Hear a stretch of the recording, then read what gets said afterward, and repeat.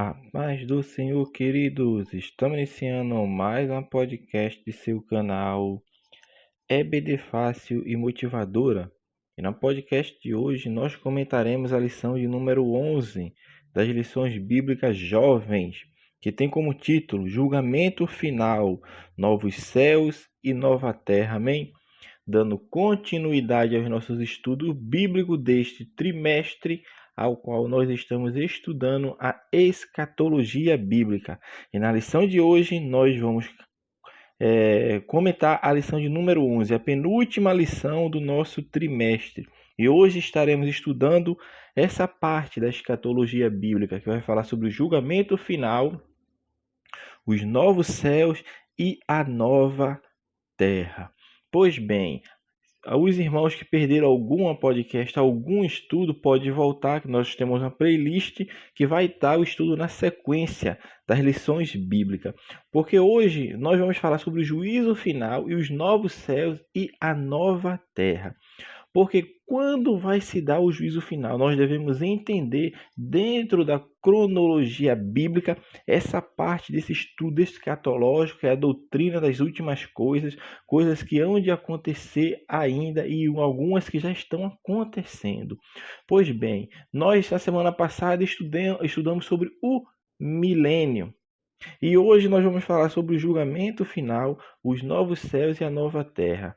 Então, teve o milênio, passou o milênio. A palavra do Senhor nos diz que ao fim do milênio, ao final do milênio, Satanás será solto por um pouco de tempo. E neste pouco tempo que ele vai ser solto, ele vai incitar muitos da terra, aqueles que estão em corpo físico, como vou falar assim, não em corpos glorificados, porque na aula passada nós falamos quem serão os participantes do milênio. Então, vai existir pessoas ainda no seu corpo físico, ou seja, sujeito às leis físicas da natureza, sujeitos à morte, às doenças, embora vai ser pouquíssimo casos que vão acontecer no milênio, porque a Terra já está começando a ser restaurada e durante 1000 anos essa restauração vai estar caminhando bem, porque é o governo de Cristo, é Cristo que está governando. E o motivo de Satanás ser solto no final do milênio é justamente para provar, Deus colocando agora na prova, colocando um teste, vamos falar, é o teste de Deus para aqueles que nasceram durante o milênio. Imagine só, meu irmão, durante 1000 anos. Vai ali ter pessoas que não ouviram a pregação do Evangelho como nós ouvimos hoje, que prega que Cristo veio, morreu e ressuscitou para nos dar vida, e quem estiver nele vai estar sujeito a uma vida eterna, ao lado dele, a um gozo eterno. Mas no milênio não tem isso, porque as pessoas já vão nascer, meu irmão, em um período bom, em um governo bom de justiça, de paz, de equidade, em um governo onde tudo é bom. Os hospitais vão ser escassos, as prisões onde existem muitos cárceres, vão ser praticamente extintas. Imagine só, meu irmão, o alimento vai ter em fartura. O ambiente terrestre vai ser outro, porque a terra vai estar sendo restaurada. Não é à toa que Ezequiel fala sobre isso, que no período do milênio vai sim ter sacrifícios ainda, embora Cristo já esteja reinando, mas tudo isso vai ser imemorial para aquelas pessoas, de um modo significativo, para que elas venham a entender, a compreender o que acontecia antes do reinado de Cristo, para mostrar àqueles que vão nascer durante o milênio que Cristo venceu, que Cristo veio para dar vida e que Ele agora está reinando para que possamos obedecê-lo, meu irmão. Porque o seu governo é de paz e de justiça. E Satanás vai colocar a tentação justamente nesses que nasceram durante o milênio. E nós falamos na aula passada que a Terra vai ter um repovoamento gigantesco, porque o período da grande tribulação quase que extingue a raça humana, se não fosse abreviado esses tempos. A humanidade seria totalmente destruída e Satanás vai colocar a prova. Esse vai tentar esse e muitos vão para o lado do inimigo. Vão se rebelar contra o Deus Santo, contra Cristo que está reinando diretamente de Israel, porque Israel será a capital mundial. E todos aqueles vão se levantar para guerrear contra Cristo. É a guerra que nós conhecemos como a guerra de Gog e Magog, que vai acontecer no final do milênio, quando as nações, quando os povos vão se levantar para tentar destruir o reinado de Cristo. E Cristo, meu irmão, como nós falamos em aulas anteriores, não existe guerra do homem contra Cristo, do homem contra Deus, no sentido de o homem tentar guerrear para tirar Cristo de sua posição, porque isso é coisa incompreensível. Não tem como, a minha mente não alcança compreender como alguém pode tentar guerrear com Deus, porque com Deus não tem guerra.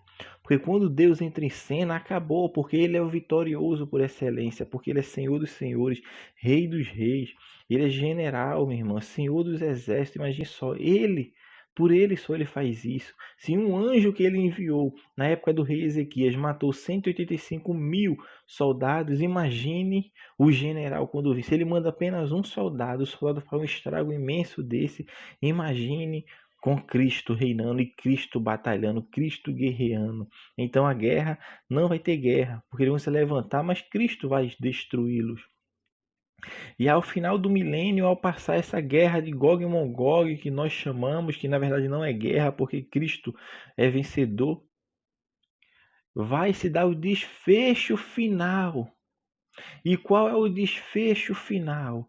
É que agora Cristo vai vir trazer todos aqueles que morreram sem o confessarem, todos aqueles que morreram sem reconhecerem Cristo como seu Salvador. Porque nós já falamos que houve uma ressurreição, que a primeira ressurreição é para a vida. E essa primeira ressurreição começou com Cristo, porque as Escrituras nos falam que Cristo é a primícia dos que dormem. Então Cristo inaugurou a primeira ressurreição, que ela não se deu de forma em um único evento, mas são em vários eventos que está relacionada a essa primeira ressurreição. Então Cristo é a primícia dos que dormem. No arrebatamento vai acontecer uma ressurreição, a ressurreição dos santos que morreram em Cristo, tanto os santos do Novo quanto do Antigo Testamento. Isso tudo faz parte da primeira ressurreição, porque a primeira ressurreição é para a vida. A primeira ressurreição é para a vida. Já essa ressurreição que nós estamos falando aqui, que vai acontecer depois do milênio, depois da guerra de Gog e Magog, é a ressurreição para a morte, é a ressurreição para a condenação. E essas pessoas que vão ressuscitar na segunda ressurreição são em corpos físicos, meu irmão. Cristo vai trazer aquilo que eles foram outrora, como se estivesse patente à sua vista, porque as pessoas vão se ressuscitar em seus corpos físicos, diferentemente da primeira ressurreição. Observe que a primeira ressurreição, as pessoas salvas, porque a primeira ressurreição são apenas para os salvos, as pessoas ressuscitam em corpos gloriosos, em corpos semelhantes ao de Cristo. Já na segunda ressurreição, não, as pessoas vão ressuscitar em corpos físicos, porque eles não fazem parte, não vão entrar no gozo eterno, ou seja, no estado eterno ao lado de Cristo, porque seu estado vai ser à parte, no lago de fogo e enxofre, lugar de tormento eterno. Então essas pessoas vão ser ressuscitadas para comparecer diante do grande trono branco, porque o julgamento final, meu irmão, ele é chamado de julgamento final. Juízo do grande trono branco, tudo isso nós estamos falando sobre o julgamento do juízo final. E muitas pessoas não entendem que o julgamento do juízo final não é para crente. Não é para crente. O julgamento final são para os ímpios, para eles receberem a sua sentença, porque eles já estão condenados. Temos que entender isso. Não é um julgamento para saber se ele vai ser salvo ou não, porque isso tinha que ser feito em vida. E a primeira ressurreição já nos mostra quem se viu a Cristo verdadeiramente, porque na primeira ressurreição, os santos que ressuscitarem, esses sim, que já estão salvos, foram salvos por Cristo. Isso é na primeira ressurreição. A segunda ressurreição é para a morte, meu irmão, é para a condenação.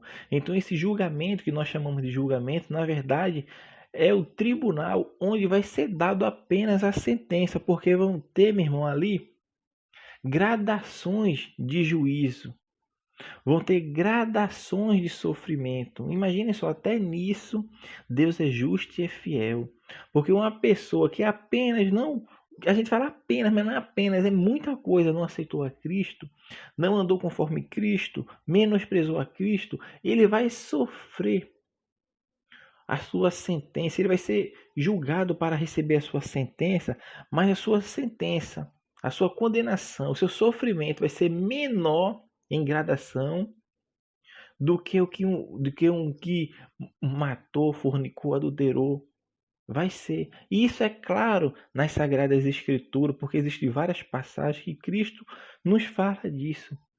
Tinha determinada cidade que Cristo entrava e ele falava. Como Sodoma e Gomorra, quando ele entra em alguma cidade, ele fala. Haverá, né? Haverá menos rigor no juízo para Sodoma e Gomorra do que com esta cidade. Porque existem gradações de pecado, isso nós temos que entender. E Cristo fala disso.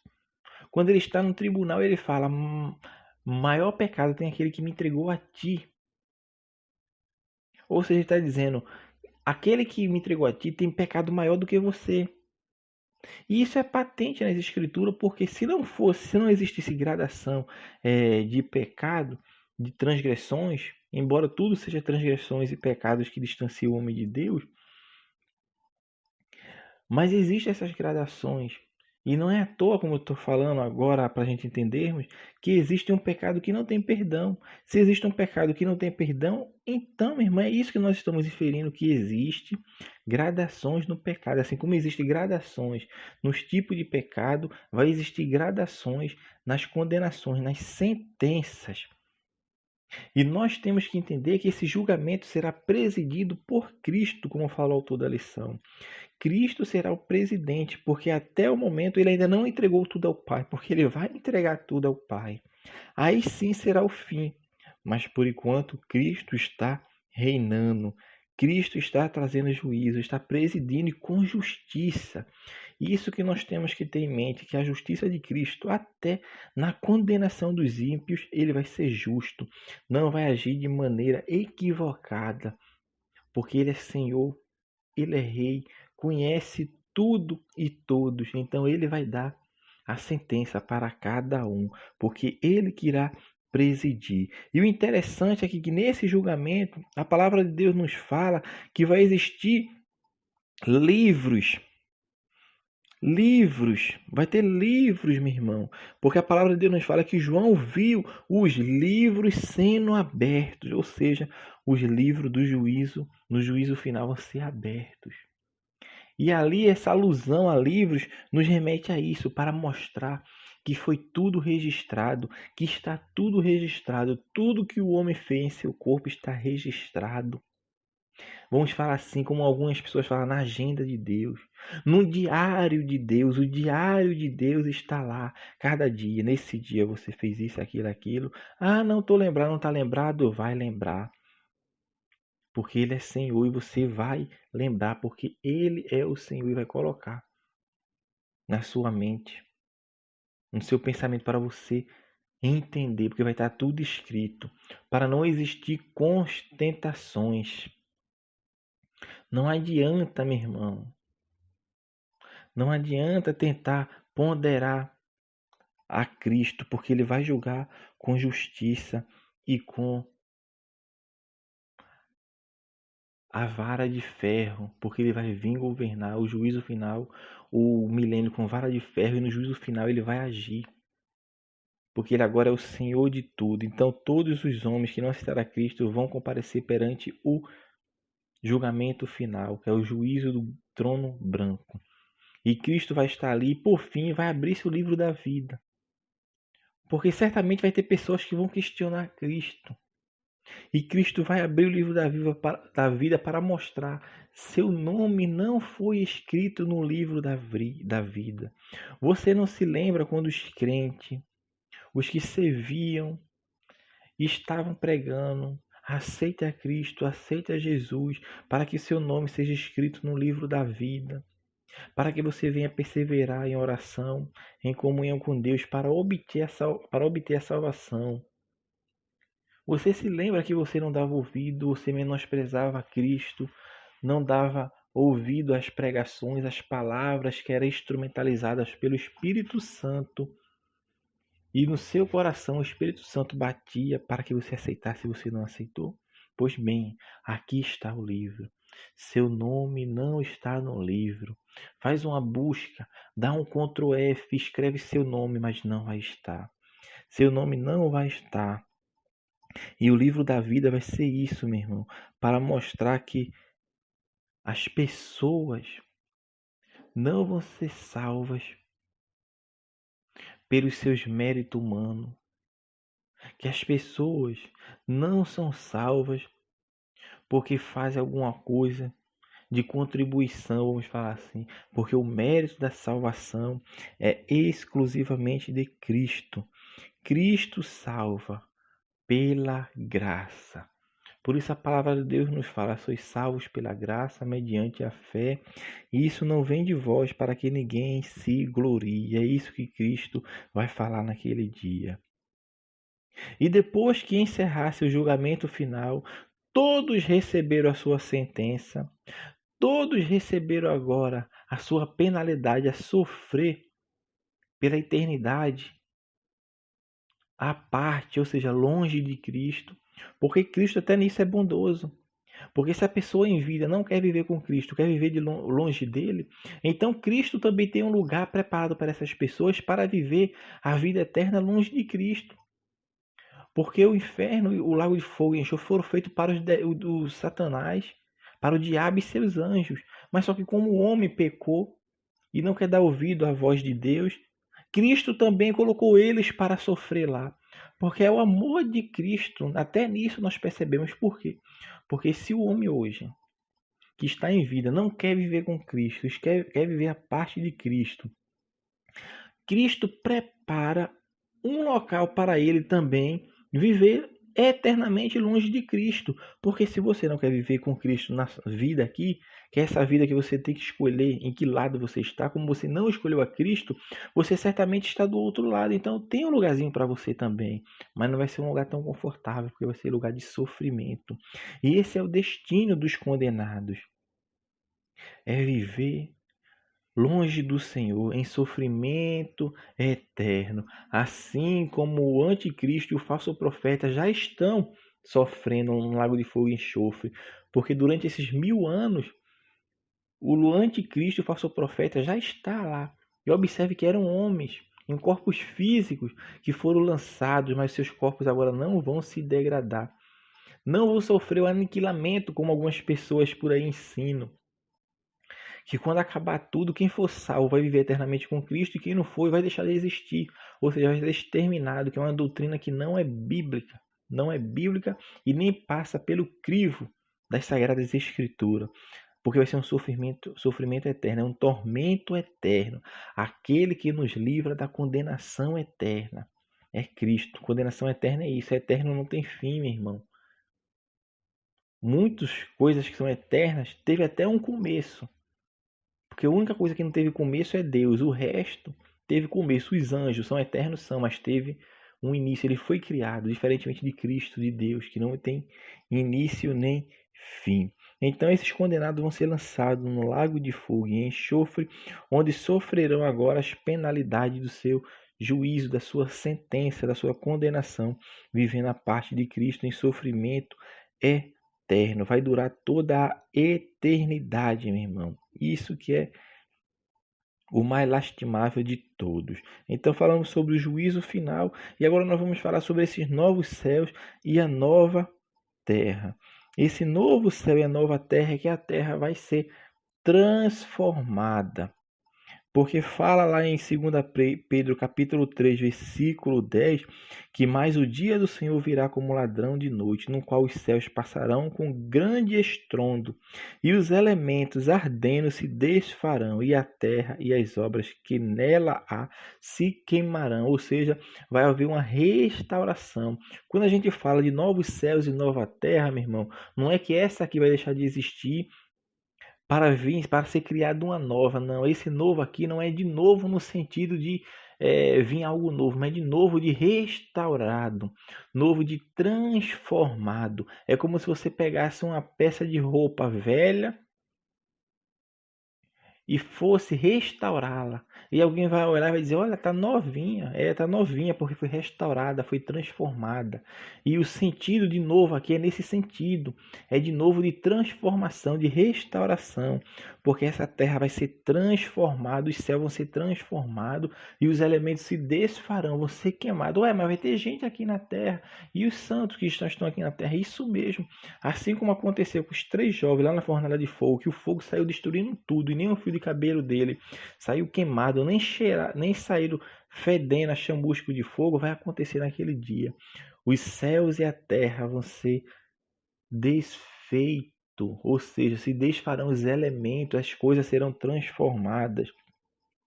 Serão transformadas porque Cristo agora está cumprindo aquela palavra que João Batista falou, o Cordeiro de Deus que tira o pecado do mundo. Então o pecado vai ser desfeito porque aqueles que estão com Cristo agora vão viver eternamente com Cristo, bem como os condenados, sentenciados, vão viver sua vida eternamente longe de Cristo. Ou seja, o pecado deixa de existir porque agora já tem sim a sua eleição, a sua predestinação aconteceu de fato. Aqueles que estão de Cristo estão agora predestinados a viver eternamente com Cristo, ausentes do pecado. Estaremos ausentes. Por quê? Porque Satanás não vai estar mais aqui para tentar ninguém. E seu corpo foi transformado em um corpo incorruptível. Observe só, porque o homem peca independente, meu irmão. Satanás vai estar ausente no milênio, mesmo assim vai ter pessoas que vão pecar. Porque isso já está na natureza do ser humano. Por isso nosso corpo vai ser transformado, vai ser glorificado para vivermos ausente totalmente de pecado. E tudo isso está apontando agora para o fim. Cristo está transformando tudo para entregar o reino ao Deus Pai, porque Cristo é que vai fazer isso. E essa nova Jerusalém que a Sagrada Escritura não fala, é a nova Jerusalém que vai descer do céu, meu irmão. É a Jerusalém que está no céu. Por isso Paulo, quando vai escrever aos Gálatas no capítulo 4, ele faz essa comparação. A Jerusalém que é terrena são essa aí, ó. São os judeus que vivem aí, mas a que é do alto. Elas são dos filhos da fé de Abraão, porque quem é verdadeiramente filho de Abraão são os filhos da fé. É aqueles que circuncidaram o seu coração, conforme fala lá em Romanos, os últimos versículos de Romanos fala isso. Circuncisão não é que é feita exteriormente, mas é que é feita interiormente, meu irmão. É a circuncisão do coração. É aquela pessoa que se transformou, se regenerou para estar ao lado de Deus. E essa nova Jerusalém, que vai possuir essas dimensões espetaculares, vai ser construída com materiais nobilíssimos que não passa na imaginação humana. Por isso Abraão, quando Deus levanta Abraão, chama Abraão, Abraão tinha certeza que ele ia para uma terra, uma cidade, cujo arquiteto foi o próprio Deus. Era essa cidade que Abraão almejava. Ele entendia, meu irmão, que o reino de Cristo, o estabelecimento do reino de Deus não seria nessa terra, mas numa outra pátria, e essa pátria é a pátria celestial, cujos fundamentos e as bases foi Deus que próprio fez, porque ele foi o arquiteto. E para encerrarmos novamente, meu irmão, o autor da lição vai falar, até que nós já falamos também sobre isso, que a alma é imortal e a vida não cessa. É aquela parte que falamos que não existe esse negócio de os condenados vão ser exterminados, vão ser aniquilados. Essa doutrina não é bíblica. As pessoas que morreram sem Cristo vão viver eternamente sem Cristo. E as pessoas que morreram em Cristo vão viver eternamente com Cristo. Então temos que entender que a vida, meu irmão, não vai cessar.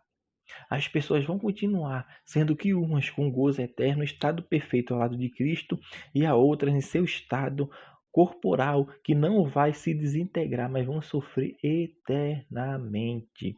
Vão sofrer eternamente. Então isso é complicado porque as pessoas hoje não dão crédito à palavra. Mas vai chegar o dia que elas vão reconhecer, e quando reconhecer, já passou-se o tempo da escolha, já passou-se o tempo de tomar uma decisão. Então nós temos que compreender e entender isso. Já aqueles que vão viver eternamente com Cristo, vai ver o nome de Cristo na sua testa. Vai ver as promessas de Deus se revestindo agora em sua vida.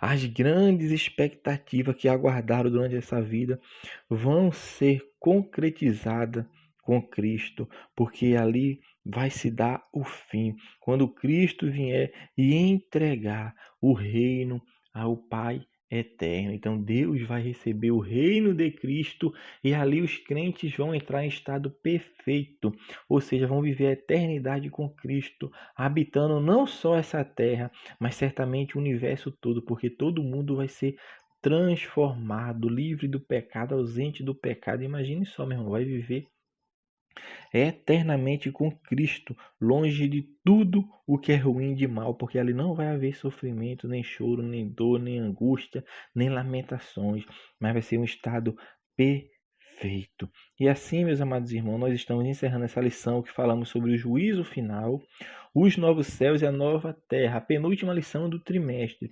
Na próxima semana estaremos falando da lição 12, que vai falar sobre o destino final dos mortos. Embora já comentamos até um pouco nessas lições e nas anteriores. Então que Deus abençoe os irmãos e até a nossa próxima aula, se assim o Senhor nos permitir. Que Deus abençoe e continue nos acompanhando no seu canal EBD Fácil e Motivadora.